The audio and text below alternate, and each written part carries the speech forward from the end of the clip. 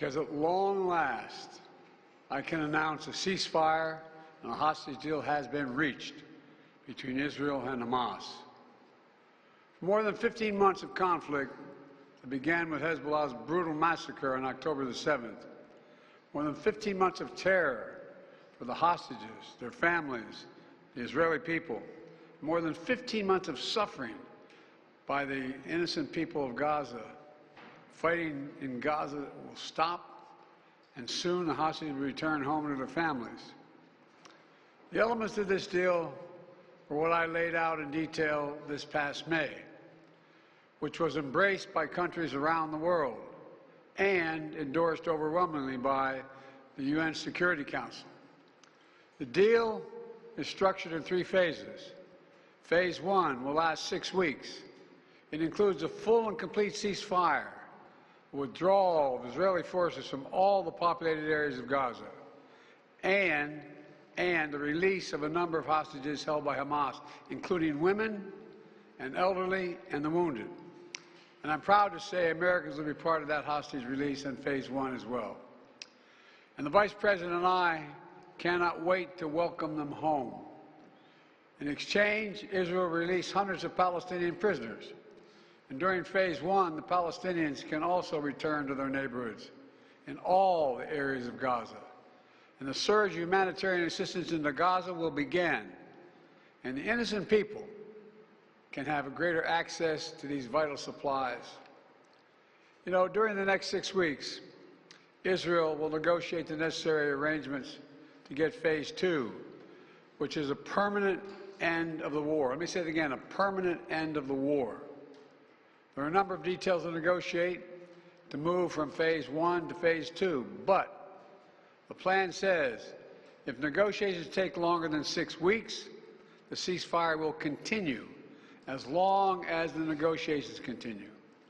I've spoken to the Emir of Kuwait and the President of Egypt, and we have pledged to make sure the negotiations will keep moving forward for as long as it takes. Then, when Phase 2 begins, there will be an exchange for release of the remaining living hostages, including male soldiers, and all remaining Israeli forces will be withdrawn from Gaza, and the temporary ceasefire will become permanent. And finally, Phase 3, any final remains of hostages who have been killed will be returned to their families, and a major reconstruction plan for Gaza will begin. This is the ceasefire agreement I introduced last spring. Today, Hamas and Israel have agreed to that ceasefire agreement and the whole ending the war. You know, those of you who have followed the negotiations can attest, the road to this deal has not been easy. I've worked in foreign policy for decades. This is one of the toughest negotiations I've ever experienced. And we reached this point because of the pressure that Israel built on Hamas, backed by the United States. Hamas's longtime leader, Sinwar, was killed. Hamas's strongest supporter, Iran, launched attacks on Israel.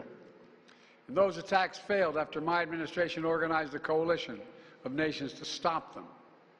And after I ordered the U.S. ships and planes to come to Israel's defense, we also shaped Israel's strong and calibrated response, destroying Iran's air defenses, but avoiding an escalatory cycle of an all-out war.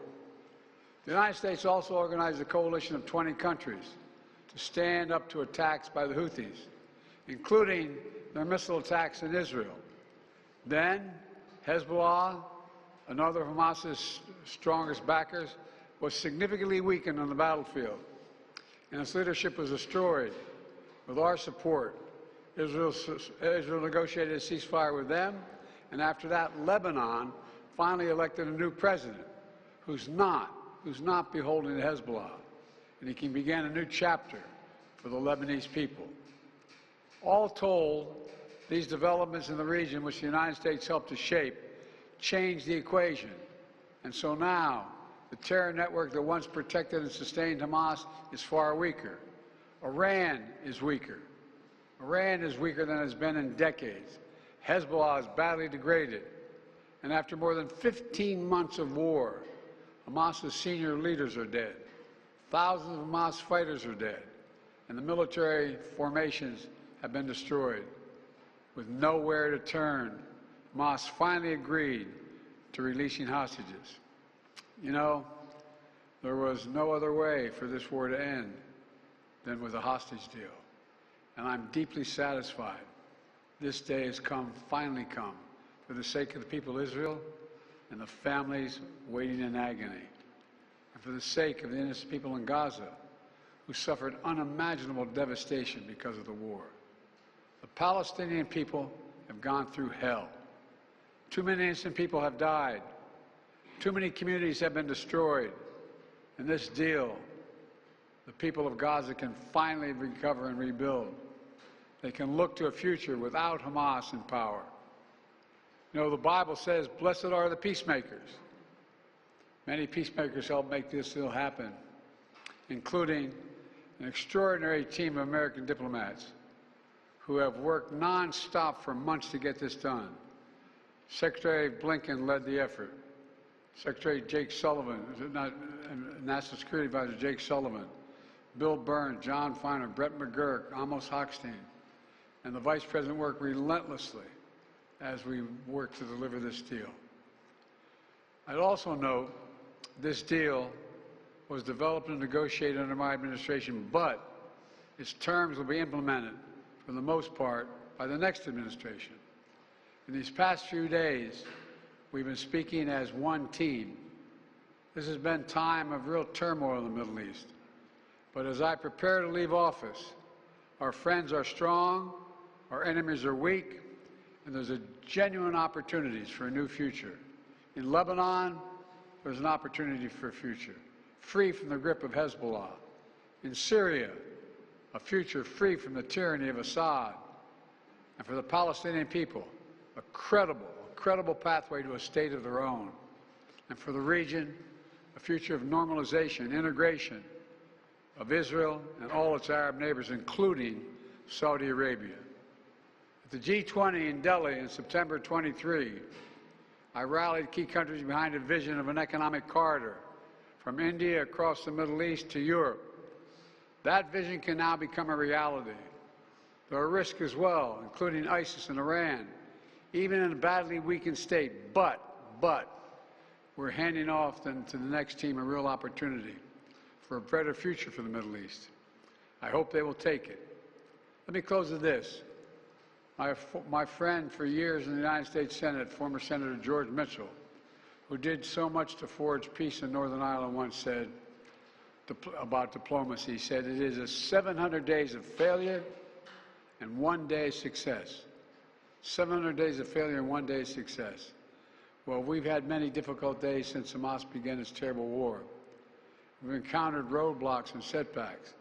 We've not given up.